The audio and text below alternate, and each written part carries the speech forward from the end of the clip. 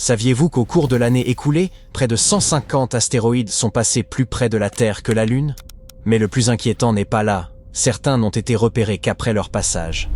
Et si ne serait-ce qu'un seul avait suivi une trajectoire légèrement différente, des villes entières auraient pu disparaître.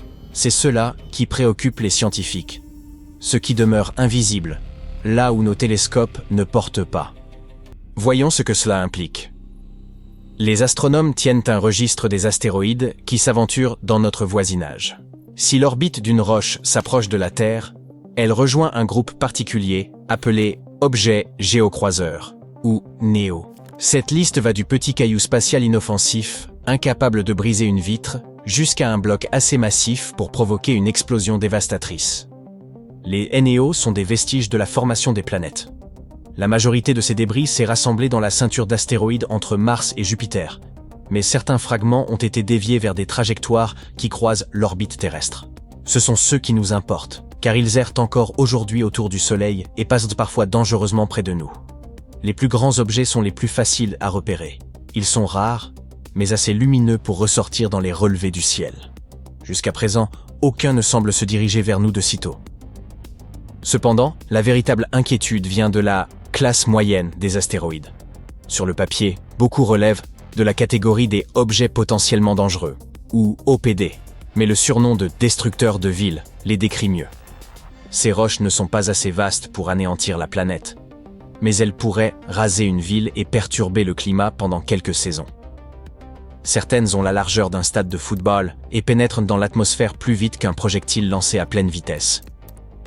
La NASA estime qu'il existe environ 25 000 astéroïdes géocroiseurs d'au moins 140 mètres de large, mais nous n'en avons découvert qu'une fraction. En pratique, nous ne disposons d'orbites fiables que pour moins de la moitié de ces destructeurs de villes. Les autres n'existent encore que comme des chiffres dans des simulations.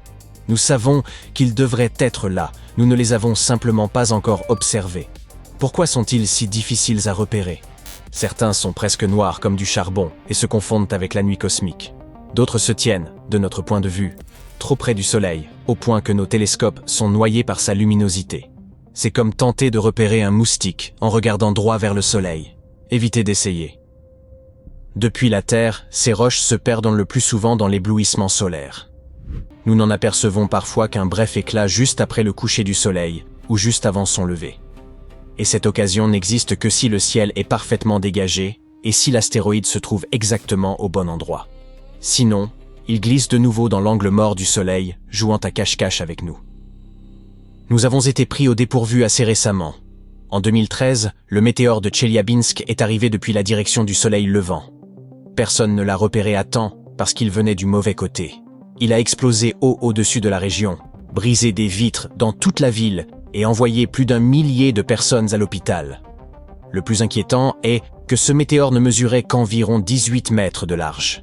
Imaginez maintenant un destructeur de ville venant de cette même direction. Un rocher de la taille d'un stade surgissant de l'éblouissement solaire nous laisserait très peu de préavis, peut-être quelques jours ou une semaine au lieu de décennies. Et nous savons que cette zone aveugle n'est pas vide. Les observations ont déjà mis au jour au moins un grand astéroïde dans cette région, que les scientifiques peuvent sérieusement considérer comme un destructeur de planètes. Il se nomme 2022 AP7. Et il est immense. Il mesure environ 1 km de large, assez pour que, s'il frappait un jour la Terre, ce soit une journée catastrophique pour tous. Les astronomes l'ont repéré grâce à la caméra ultra-sensible Dark Energy, au crépuscule, en pointant le télescope vers la partie du ciel que la plupart des relevés évitaient d'ordinaire. La bonne nouvelle est qu'AP7 ne fonce pas droit sur la Terre. Son orbite croise celle de notre planète, mais le calendrier ne coïncide pas. Si bien que nous ne le rencontrerons ni lors de ce passage, ni au suivant, ni même avant plusieurs siècles. La mauvaise nouvelle tient à ce que cette découverte suggère. S'il a fallu autant d'efforts pour remarquer un objet de ce genre, que manquons-nous d'autres? Et 2022 AP7 n'est qu'un seul OPD. D'autres astéroïdes, plus proches du Soleil, ont aussi été repérés durant ces mêmes recherches au crépuscule. De nouvelles simulations indiquent que certaines de ces roches cachées ne sont pas distribuées au hasard. Un certain nombre semblent partager une orbite avec Vénus. Elles ne tournent pas autour de Vénus elle-même. Elles orbitent autour du Soleil presque dans la même voie, parfois un peu en avant de la planète. parfois un peu en arrière, comme des enfants courant sur la même piste, mais répartis tout au long du stade. Les astronomes connaissent déjà environ une vingtaine de ces co-orbitaux de Vénus, et leurs trajectoires sont loin d'être stables.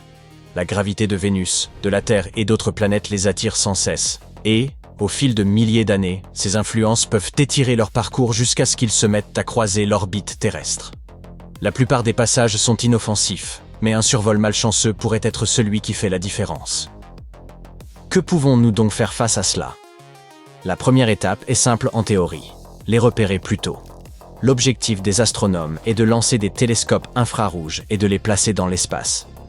Même si nous disposons d'instruments remarquables comme le JWST ou le télescope spatial Hubble, ils ne sont jamais pointés vers le Soleil, car l'éclat de notre étoile pourrait les endommager. C'est pour cette raison qu'il nous faut un télescope en orbite autour de Vénus, ou qui voyage avec elle. Il serait bien mieux placé pour surveiller les astéroïdes qui s'y attardent. La NASA lance le projet NEO Surveyor, qui vise à résoudre ce problème. Il doit balayer le système solaire interne afin de repérer à temps les astéroïdes dangereux. Par ailleurs, nous découvrons que nous pouvons réellement déplacer des astéroïdes. La mission DART de la NASA a fait percuter une petite sonde contre une roche, ce qui en a légèrement modifié l'orbite. Pas de beaucoup, seulement assez pour démontrer que c'est possible. C'est comme dévier un avion d'un seul degré alors qu'il est encore au-dessus de l'océan. Quand il arrive vers vous, ce minuscule changement peut lui faire manquer sa cible de plusieurs milliers de kilomètres. Des équipes du monde entier passent leur journée à surveiller des roches spatiales, et oui, c'est bien un métier rémunéré.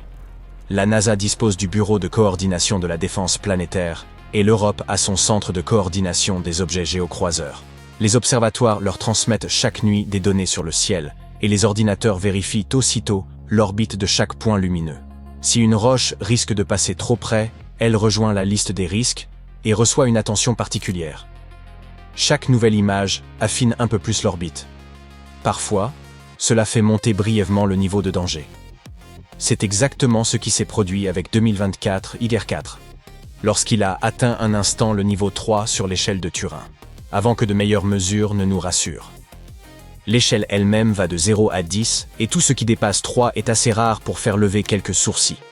Tout le système fonctionne volontairement ainsi.